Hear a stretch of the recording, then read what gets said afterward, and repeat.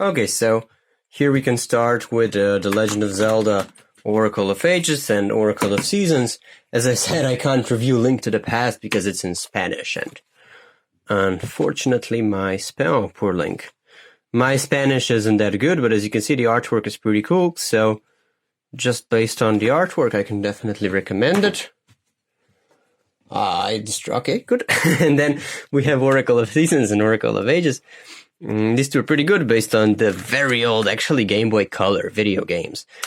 Now, the interesting thing about these two video games is that the way they worked, they were actually connectable. So you could play them.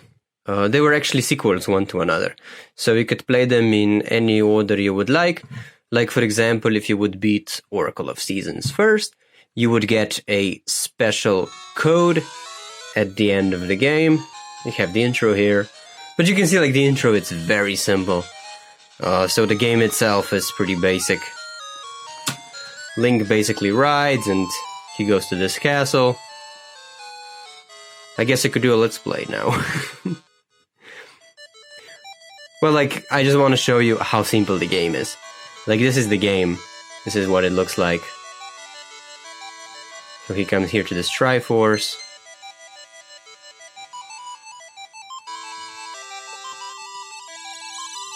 And then, whoa, something's happening.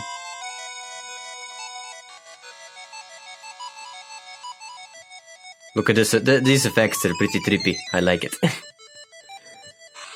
Gotta love those trippy effects. Yeah, and that's the intro.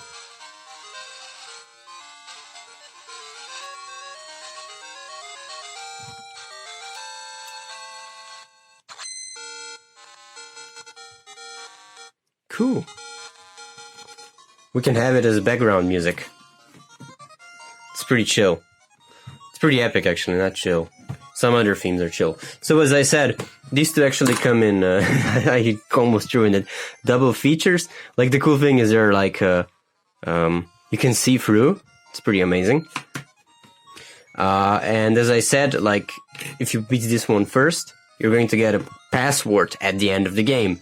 And you type the password in the other game. And for example, like, some things that you did in this game are going to be reflected in the other game. Like, you named your child. Like, there's a guy who asks you how to name his child, and you can basically name him whatever you want. You can name him, like, I don't know, like Stupid, and he's going to be named Stupid here. So you can have a lot of fun with that. And the cool thing is that it gives you quite a lot of replayability because of this. Because you can play it any way you want. Like, if you would prefer to have this game first and then the other, it gives a lot of replay value. Now, obviously, you know, in the manga, they really can't do the same. You know, you can't have either you read one manga first or the other. Like, maybe if they did some incredible artistic, I don't know, like abstract ending, I suppose.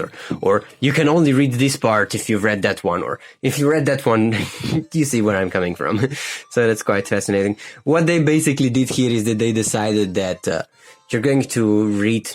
God, the music's getting me pumped. It's too epic. So they decided that, yeah, like, you can like, they basically decided they're going to start with Oracle of Seasons. So we can have a look at it. Now, the interesting thing is, like, as I showed you before, you have, like, the whole thing when you're riding with a horse. Here it's a little bit more complicated. They add this background story that Link is growing up on a farm, and he's even given a companion here, like this little chick. For some reason, they felt that he needed a companion in this one. And, like, you see, like, he's riding goats.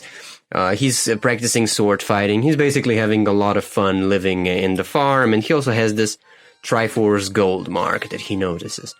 And, you know, we can skip, like, you know, there's a lot of backstory here. They give him some character development, you know, like the grandmother and so on and so on. And then he goes to the castle. So some backstory is given, which is completely appropriate. Like, he even gets in a fight here. Like, he's a little bit cocky and he almost gets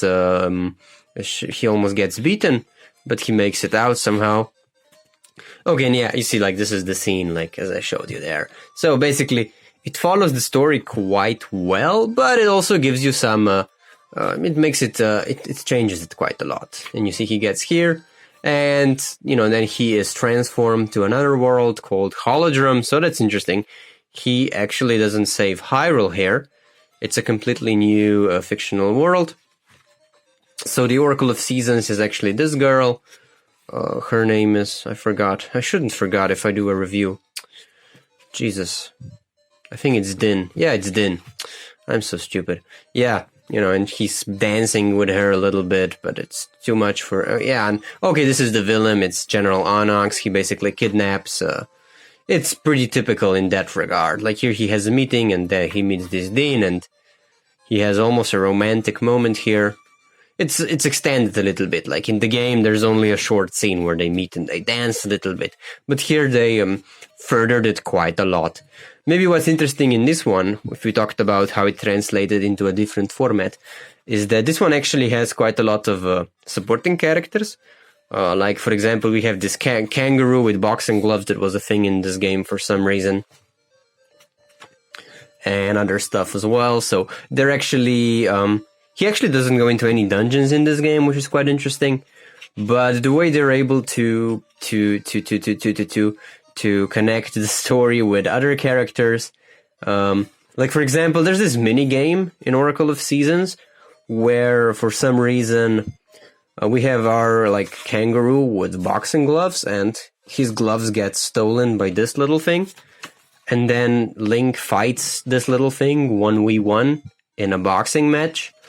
And for some reason, they felt that this mini game should be reflected in the manga, which is quite interesting.